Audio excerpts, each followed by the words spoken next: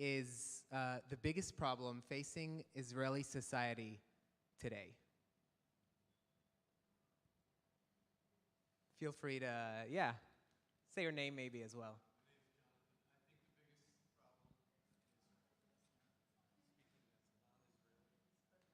My name is Jonathan. I think the biggest problem is speaking as non-Israeli. Yeah, speak louder.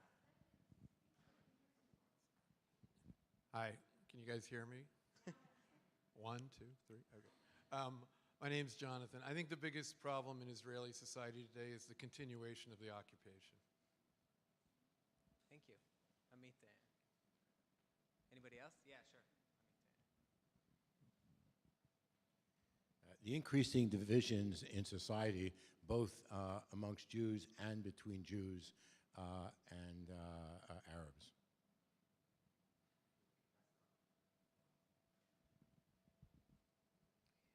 I believe that the biggest problem is the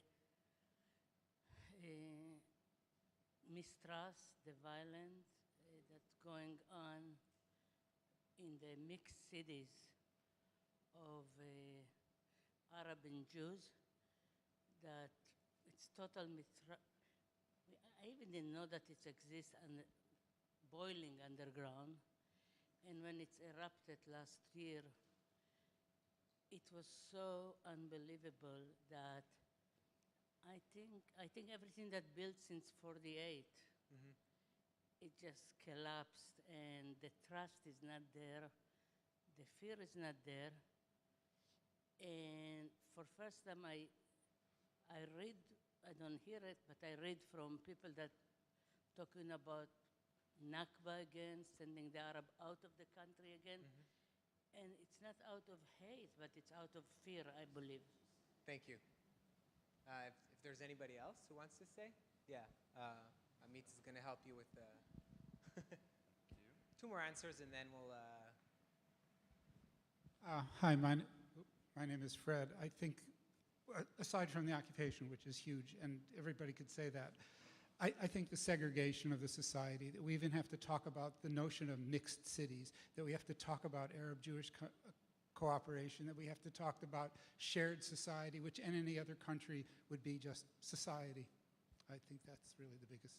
Thank you. And last one, Susan, right?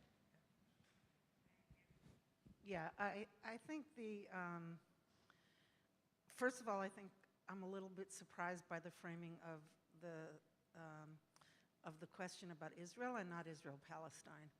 And I think right there is the crux of the problem in the inability to see, to understand alternate narratives, and definitely the discrepancy between the description of a Jewish statehood with the ability to have a society that allows for non-racist policies and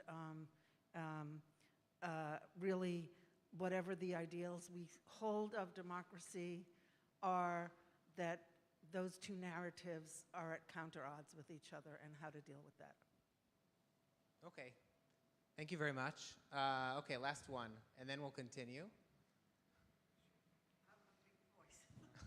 I think the biggest problem is to look at Israel and think there's a biggest problem. That there are so many problems, like we have in this country and in many countries, and to say, if we solve that problem, then Israel will be all better. It's not knock-on, in my opinion.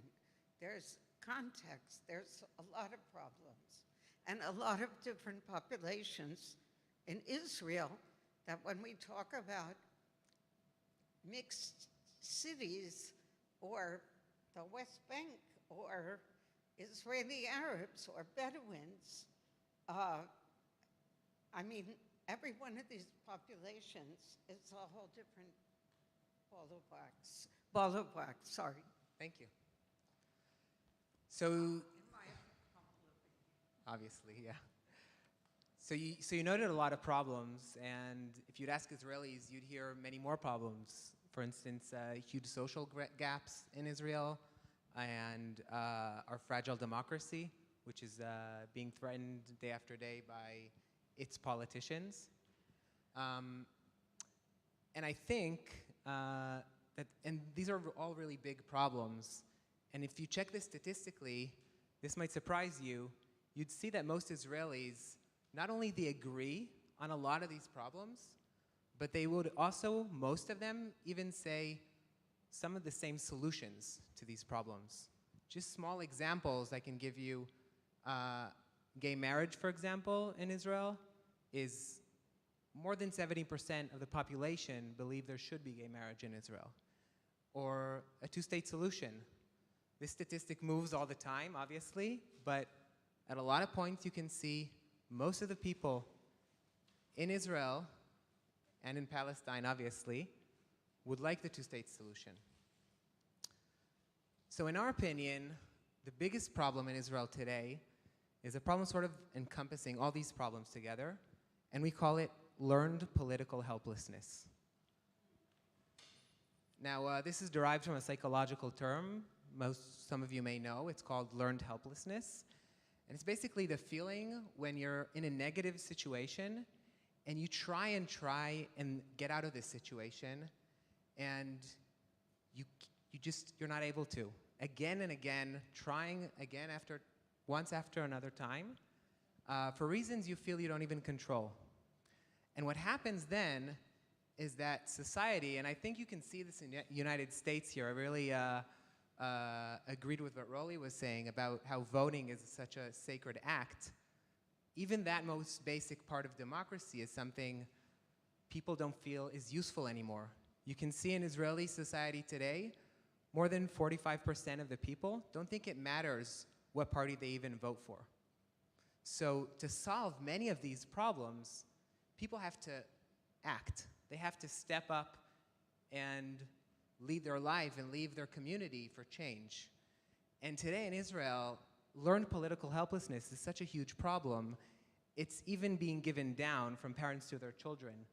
The children didn't even have the chance to try and step out of this negative situation. They already grow into this idea that change is impossible. And I think when we talk about the West Bank, which we're not going to talk about here a lot, but I think it's a good example because most people in Israel and in Palestine can't even comprehend the huge things that have to be done to solve this conflict. It's so big for them, they just decide, we don't want to talk about it, we don't want to deal with it. It's such a faraway thing for most people. And I think today we're just in a complete incapacity. People in Israel are in a complete incapacity to affect society or even their very local, close community. And I think Ahlam can tell us more about that in the Arab community as well. Okay, so I am Ahlam. The whole learned political helplessness that Liv talked about, it's even worse in the Arab community. I would share with you one news that I heard this morning, that in the last week that I was here in New York, 8 people got killed in the Arab community, which is really crazy statistic to hear about. So you can count with me. We are an oppressed ethnical minority in Israel. We are having several inner separations and segregations, and we don't believe that we can make any difference in the government. So in my community, I shall talk about 3 big problems. One of them is the racism and marginalization, that we have more than 90% of the people face one time in their life racism event. And we can see that also, like before 1 year, I was looking for a small apartment in Tel Aviv, and I was calling the like the one who have the apartment, and then, what's your name? My name is Ahlam. Oh, sorry, they just called me, the apartment had been booked. And I should say that there is some Jew people got discriminated because they're semi-Arab names, like someone called Miriam. She won't get the same apartments she will get the same things that we got. Also, we have police profiling. We got a lot of neglection from the police.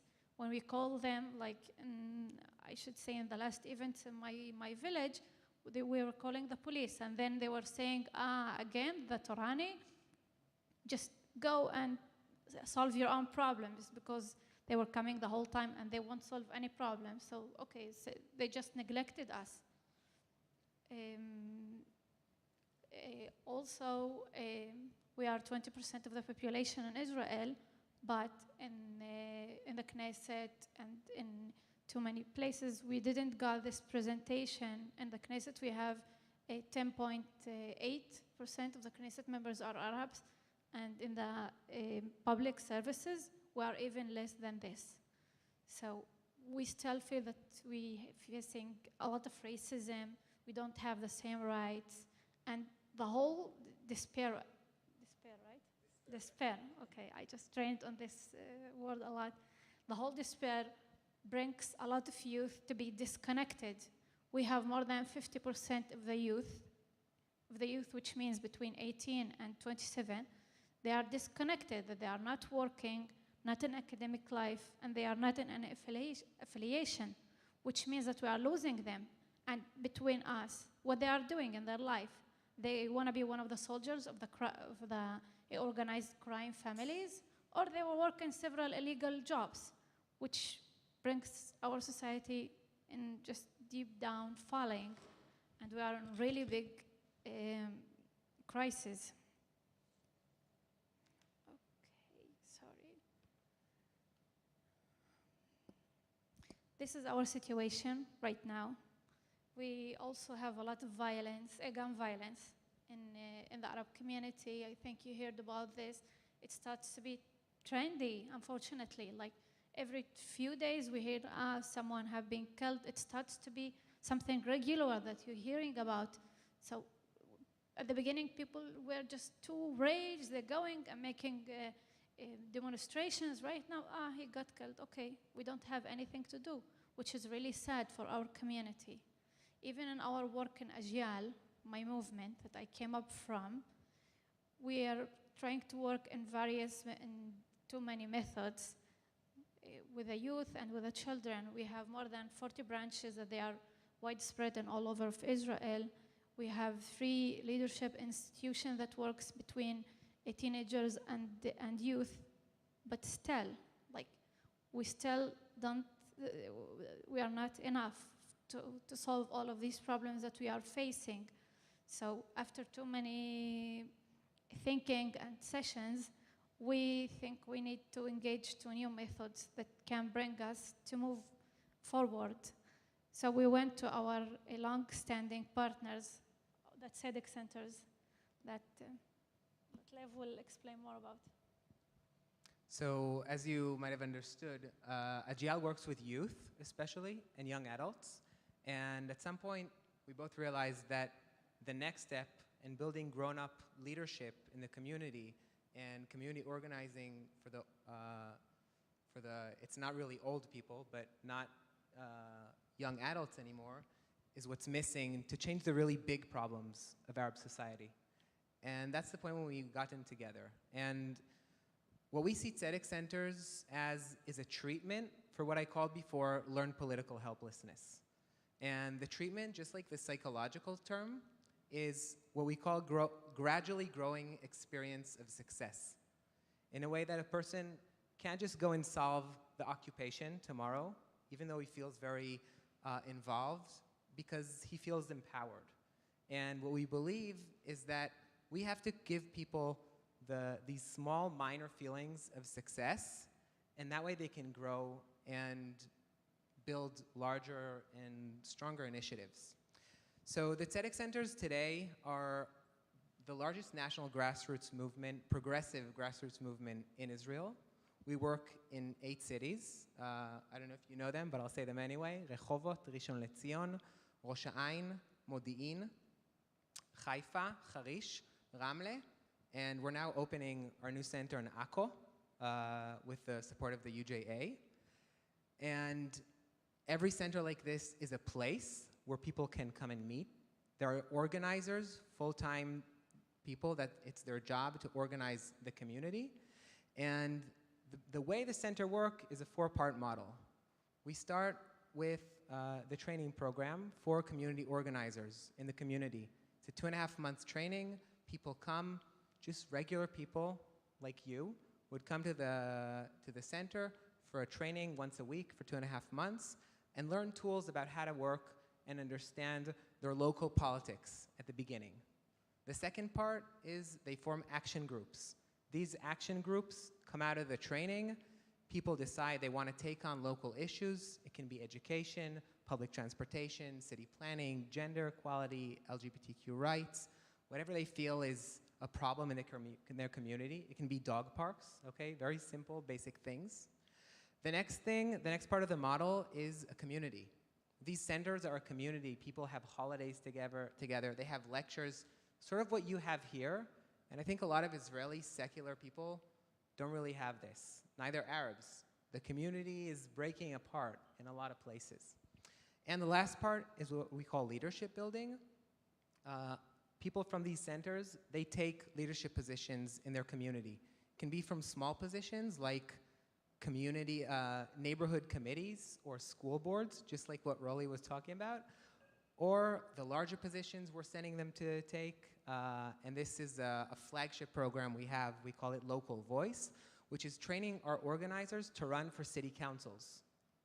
And obviously later on, after they can take these positions, people can grow and take larger leadership positions, which is what we hope is going to happen. I'd like to give you just 2 examples so you can sort of understand what we're talking about. From Rehovot, this is our first center. Rehovot is like a medium-sized city south of Tel Aviv. I don't know if you've heard of it. So one of our organizers, Levana, she grew up in public housing in Rishon LeZion. She moved to Rehovot a few years ago. She came to our training as a place to, meet people and become active. She started in organizing city planning trainings for neighborhood committees in Rehovot because a lot of people don't know what's happening around them and how their houses are being changed without them understanding what's going on. And now, after doing that, she's actually leading our Supreme Court case against the government towards issues of public housing and the way the government is actually dealing with public housing in Israel, which is terrible. Another example I'd like to give is Maggie. She came to Rehovot from Lod, again, looking for a community, looking for people to be with her. She joined our training during the Black Flag protests against Netanyahu, which maybe you've heard about. Again, looking for something to do. How can she be useful in this great crisis we were in? And she decided to work on enhancing local tourism with the local tour guides and local businesses during COVID, which was a big issue. And later on, she led our national campaign to help local tour guides get jobs while tourists weren't coming during COVID. And now she's actually running in our city council, for city council in Rehovot. And one of her agendas is obviously local tourism, which is a big issue, but also democracy, which she fought for with the Black Flags and now wants to implement this in her city. Both of them, Maggie and Levana, they're friends and they meet each other in community events just like this, and they network. And hopefully this is a network that can create change first at the local level and then at the larger national levels, just like I explained. Now, we opened our first centers in Rehovot, Harish, Rishon LeZion, especially in Jewish cities. That was our main constituency at the beginning. And after our sixth center, we also understood that 20% of the society in Israel, of the population, are Arabs, and that thus 20% of our movement should be Arab. And also we had this call from Ajial, who are our longtime partners, and we can tell about that more later with the questions, that our next centers should be in mixed cities and the Arab cities of Israel. We started thinking about this in 2019, before COVID. COVID sort of gave that a stop. But just then we actually had an opportunity because there were another elections, which is something that happens quite often in Israel. And we saw that as a chance to sort of try our model with Arab-Jewish organizing together this time towards the election. And Achlam can tell more about that. Okay, so one of our campaigns that we work with Tzedek centers in is one a turnout campaign that we go and convince people to go and to vote because unfortunately we have three elections that they have been one after the other, and the Arab community who really don't believe that he can affect on the government and on any decision, it was really hard to convince the people to go out of their houses and to go to vote. Into local municipalities, they are going, they are voting, they are so intervened, but into the government, they are not. So our campaign was based into the youth, that they were standing and started to convince the people who's walking the streets, who's living in the houses, to go and to vote, to be part of the elections, to feel that they are part of the whole political process that we're facing in our country. And even if they decided not to go to vote, this is what the rabbi said. You can see what that makes our community.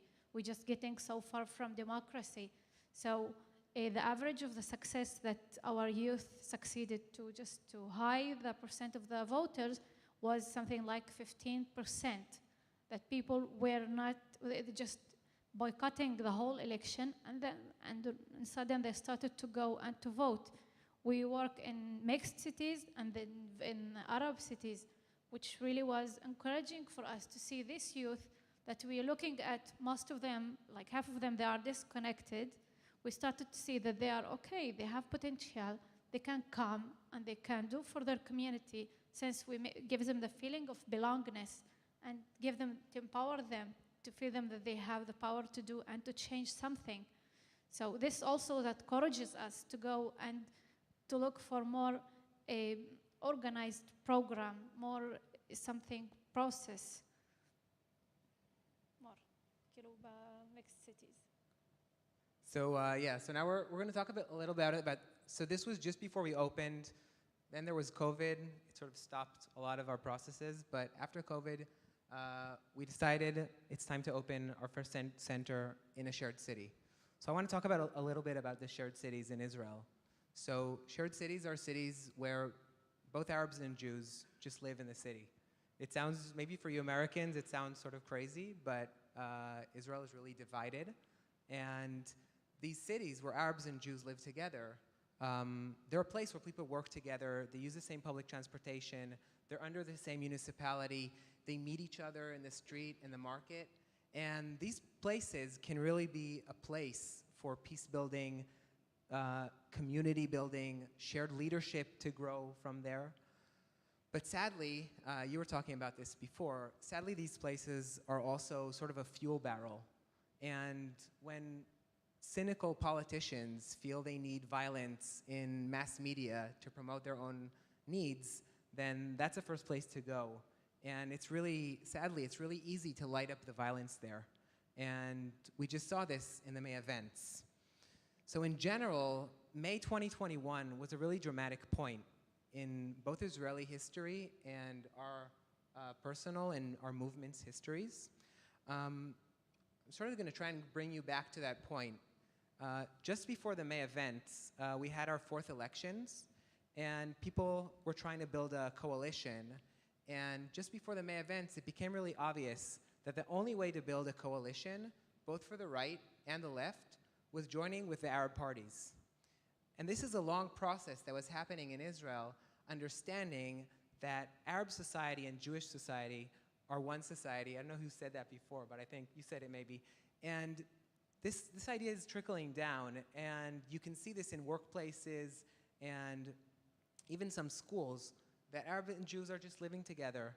And this reached the political arena as well. Even Netanyahu, I don't know if you remember this, was really becoming close with Mansour Abbas, and they were just going to create this government together. What happened then is the right wing, the extreme right wing, I don't know if you know Bezalel Smotrich and Ben Gvir, if you've heard of these people. They said they wouldn't sit with Arab parties even if they don't have the government at that point. And then the mandate moved back to Bennett and Yair Lapid, who are the prime minister now. And just before they were forming our government, which obviously it was a really weird government, and people were really looking at it surprised, but feeling, okay, this might be the end to this crazy situation we've been in the last 2 years.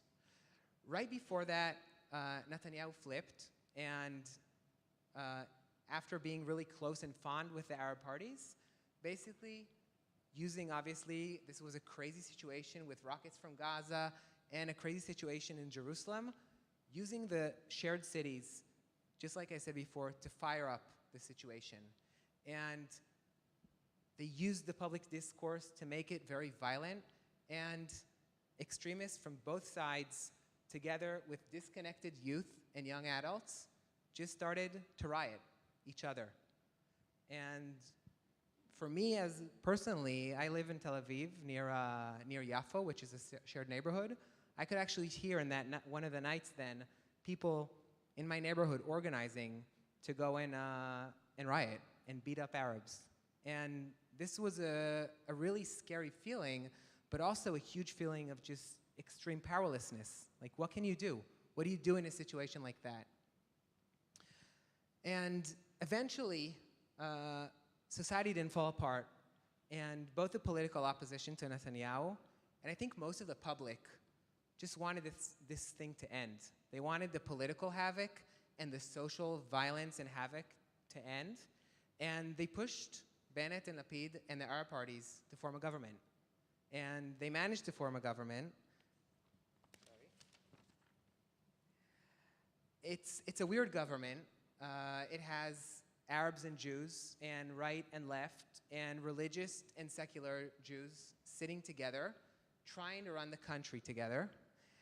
And for us, it was being sort of a backlash to this idea that Arabs and Jews together can live together and govern together. This was sort of an answer to that. Right at that time, we formed our first shared center in Ramle, and this center is running and working. And today we have both a strong leadership group for the center, Jewish and Arab. There's a training course for organizers working together, both Jewish and Arab. We have leadership that is also working in this center already, former city council members who are taking part in this activity. And our first action group, which is focused on making summer programs for children fairly priced for both Arabs and Jews. And right now, we are looking for our first managers for a center in Akko, which is, as I said, being funded by the UJA together with other funding. And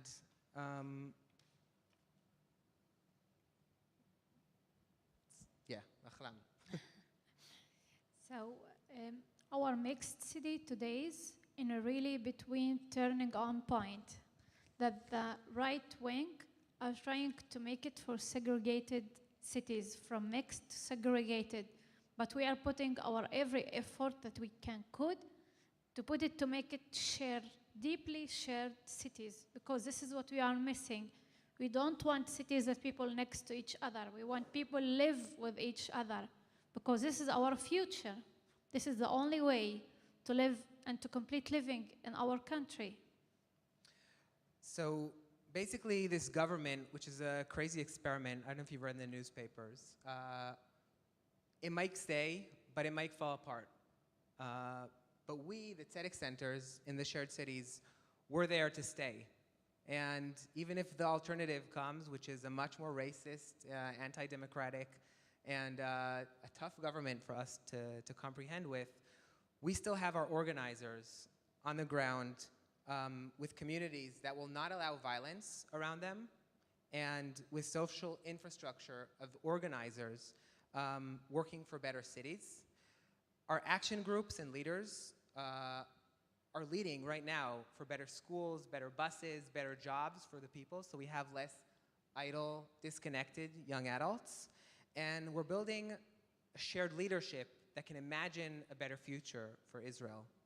And basically the way we see it is this is a step in treating our society's learned political helplessness. And every further step we take will meet a wider and broader public and basically help to create a better Israel for everybody. And now if you have any questions, we'd love to hear them. And if there's a discussion you're wishing to have, we'd be happy. Thank you. So I just came back from Israel a few weeks ago, was part of a delegation, and we went to Lod. Lod, I'm not sure if they call it Lod or Lod anymore. Lod is okay. What? Lod is okay. So we met with, of course, I don't remember what group, but there was an Israeli woman working with Palestinians on one side, and then we met with the Dati section, which had immigrated to Lod, I think 10 years ago. And it was really fascinating. I don't know if there were Jewish violence in that last May uprising. There might have been. There was. There was, yeah. I don't know how much, but I do know that the people we met with, the Datiim, were mortified by what occurred with their neighbors that they knew, that they lived with. So, not to get to my question, you're not yet in those cities, it sounds like. We're in Ramle and in Akko. But is Ramle analogous to Lod, would you say?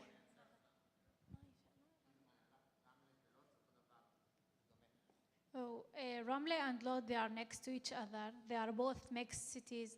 They have the same problems, but they have a little difference because a local municipality in Lod is much right-wing people. And what happened in the last May, that was much extremer in Lod, more than Ramle. But in the same cities, they have the same events, but it was like Lod got the more publicity and everyone knows about them. So it's the same situation. So my question is, actually, in this trip, we also met with Mansour Abbas, who is so adorable and lovable, you could just eat him up.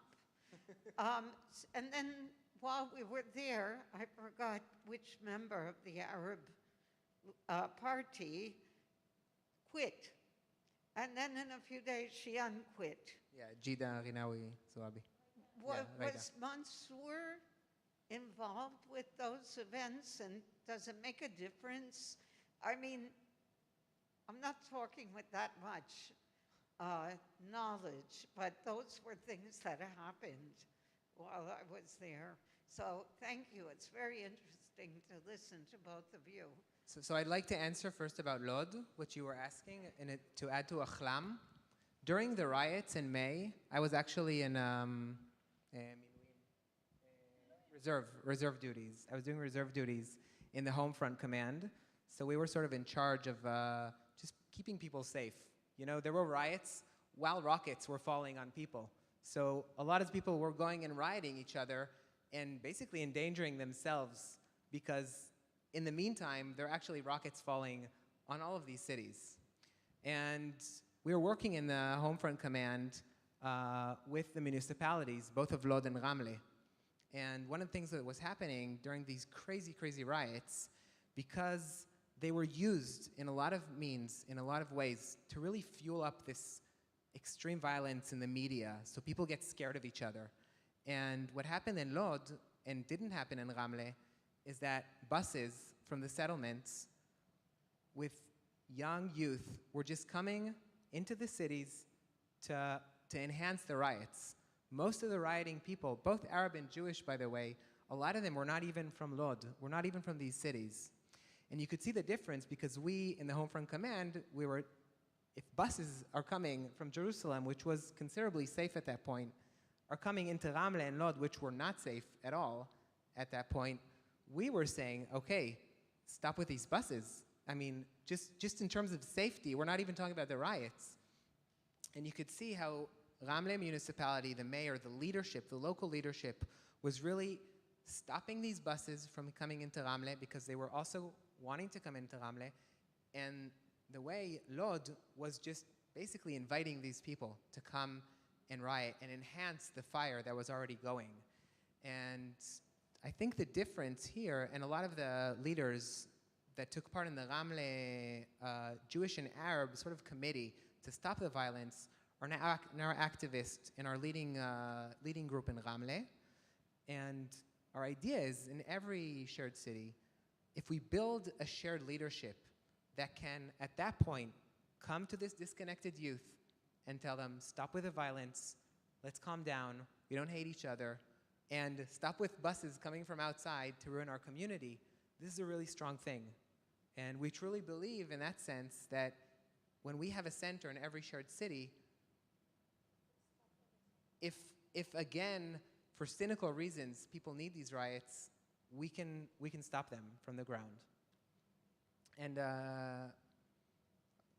maybe one more question. I'll answer. It's a complicated thing about the Zoabi. She's from Meretz. It's not Ram's party, but she's sort of moving. Now she's becoming more affiliated with Ram, basically becoming part of Ram. But you see every day, basically, one of the Knesset members is sort of muscling and saying, okay, I want these things or the government falls. And the media is really pitching into this and creating a feeling that the government is going to fall any day. But it seems to be holding, and we think it's better than the alternative. Yes.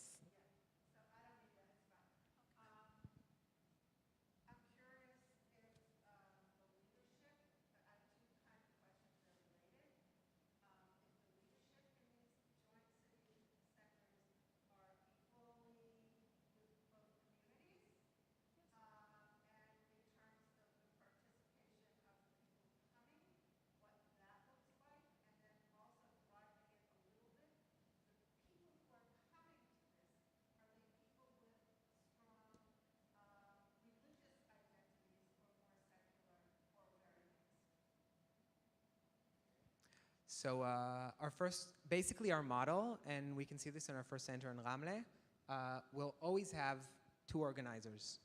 This is a very expensive thing for us, but we think it has to be like that. In our other centers, for instance, in Rishon LeZion or in Modi'in, we have 1 organizer. But in the shared city centers, we're always going to have, and we have now in Ramle, both in Akko, an Arab organizer and a Jewish organizer. That's one thing. So that's a basic. Another thing is that working together, the Tzedek centers in Ajial is a movement deeply rooted in a lot of the Arab cities and towns and villages. And that way, for us as a Jewish, it was founded by Jewish members, but today it's an Arab-Jewish movement. For us to go into a mixed city without an Arab partner is basically useless. I mean, we don't have the communities with us. But doing this together, and you can see this, it's amazing. When we open the center, we already have the people from Ajial who grew up in the youth movement, who worked in the youth movement, who are part of the leadership institutions, who are the first people to come to this program and the first leaders to lead the training courses, the trainings, and the first action groups. So that's for the first thing. And the second thing, because we start with local organizing, and that's basically our idea of how to learn political helplessness. Because we start with local issues, you see a large variety of people coming to these trainings. Because we're talking about the most basic things in your community. We're talking about transportation, jobs, education, summer programs, stuff like that. And you can see both secular, religious people coming. Another thing is, in a lot of these cities, and I can say this both about the mixed cities and Arab cities and Jewish cities, there aren't a lot of organizations that do local organizing to this level. And so when we open an organizer training, both in Ramle and both in Rishon LeZion, people just come. Because if you're an activist and you want more trees to be planted in your neighborhood, or you want more dog parks or bicycle lanes or better transportation or cheaper summer programs for your children, there are not that many places for you to go and get training and get a community to sort of lead this thing with you. So for now, we really see a large variety of people, and it's really exciting to actually see this. Yes, sorry. You wanted to answer? Yeah, I want to add something. That what really differs us from other organizations and everyone else works in the shared community, that we just bring people together in problems and things that really matters for both of them.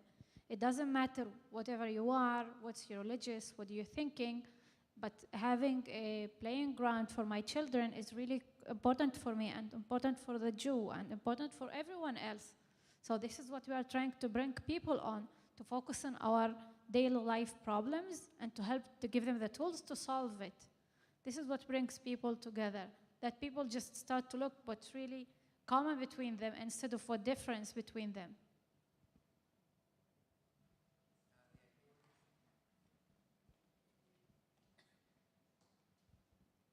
So I'm coming from a whole different side.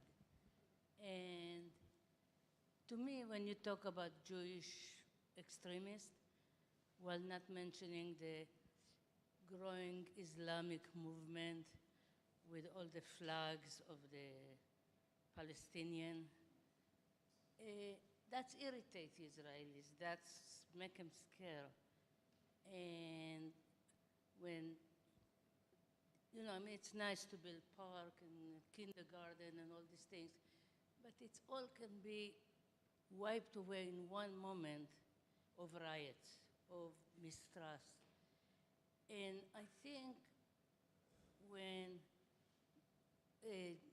like in Lud, the burning a synagogue, and people from the West Bank coming to protect because Jews was really hurting and they weren't doing the hurting.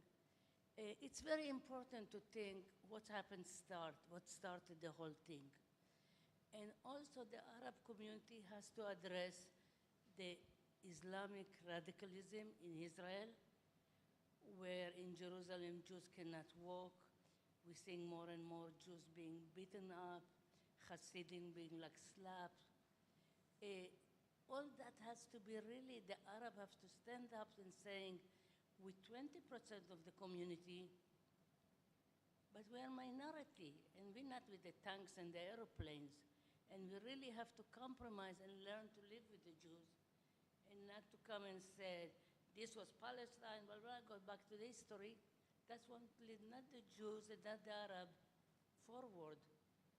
And I see, as I said, I'm afraid that there's going to be civil war in Israel between Jews and Arabs because nobody wants to compromise now. Out of fear, again I'm saying, the Arab has lots of weapons. You know, they're killing each other right now with it, unfortunately. Almost every week, 3-4 Arabs getting killed by each other, either because the cousin of the cousin hit the cousin of that cousin, or because of crime, because they didn't pay. I mean, and all that has to be resolved. You know, Arab have to come out and say, hey, so-and-so has a weapon in the house.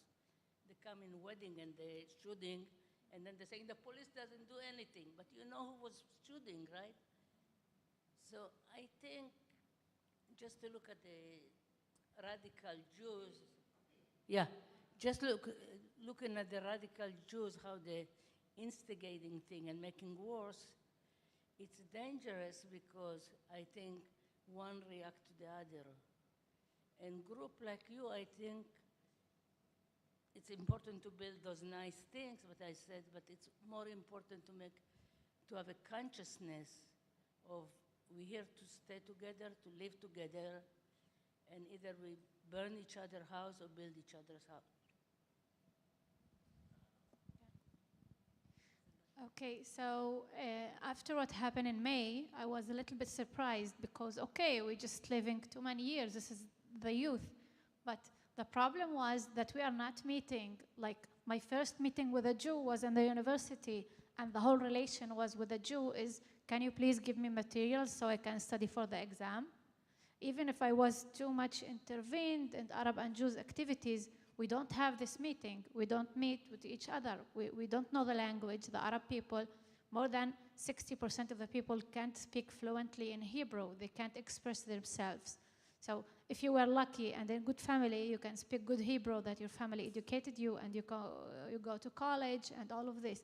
But if you don't go, so you can't understand the language, you don't understand the traditions and everything. So what's really things that I don't know, it's automatically fear of. And I can remember the time that happened in May. So everyone starts to be more strict to his own community. Like the Arabs starts to go to their community, and then the Jews also, which was really something defect in our community. We're not meeting. We don't have common things. We're just living next to each other. We're going to the same malls. We're buying from each other. But the meeting itself, that we are working in something, that we are dealing with each other. Like I was with Liv and Amit. We live in the same house. This is my first time I'm living with them, with Jews, men, in the same house. So I started to know them more. I feel okay. So if Arab one will come and try to harm any one of them, I'll just stop him. But when I was seeing them in the movement, and they were just from, like everyone was far from the other one, so I said, okay, just let them, just harm them. I won't care. So making people together, the meeting that makes them understand and be with each other, like the Tzedek Center's aims is, okay, we came up at the beginning for parks and our common stuff, and then the talk will start, the conversation will start, we will start to be more close. We understand that in the end of the day, everyone is a human being and want to have a good life and respectful life. Even the radical Muslims and the radical Jews, in the end of the day, they want security, they want life, they want to build a future for their children. This is what matters for everyone. So I'm with you on your point that just people start to be more strict, but because they are not meeting, they don't have just meeting point, they are not talking, they're just hearing about the others. Like when we hear something really, the army that did, oh, everyone got crazy, no, the Jews, but we don't need to include the whole Jews with several events, also the Arab people. Like if some Arab one came up and make terrorism, like what happened in last April, like before a few months, we can't just include the whole Arabs that they are doing these activities. I'd like to add one more thing, that I think Jial, as a movement, working with youth, they work really hard on dealing with issues of violence and extremists. And I can add another thing. You can see Mansour Abbas, for example, who's from the Muslim party, he came to that synagogue after it was burnt. And this never happened in Israeli history, that Knesset member, we never had Arabs in the government, came to a synagogue right after it was burnt. And I think you can really see, even people who come from the extremes, when they have to work together, and you can see this in high government, for example, they have to run a government together, he went there. And he went to that synagogue because he understood that if he doesn't go there, there's no stepping forward. And you can see in another thing, when he's in the government, and now the government, for the first time after years, is doing huge police raids to take weapons. And you know, the Arab towns, and you can see this in Jial, they were asking the government for years, please come to our villages and take the weapons. You know, in the United States, there's a lot of times confusing because people think over-policing it's a big problem. We know here it's a big problem in the United States. In Israel, Arabs are asking for more policing. They want police in their villages to take weapons, and this just started now with a new government, which is an Arab-Jewish government. So I think we're working on that, and I think it's a very important thing. I don't know if we have that much more time. We're here for, okay, yeah. Question. I think that you do a very Wait, we can't hear you, sorry. I think you're doing a very beautiful thing, and it's very important individuals. I think, how are you using the media?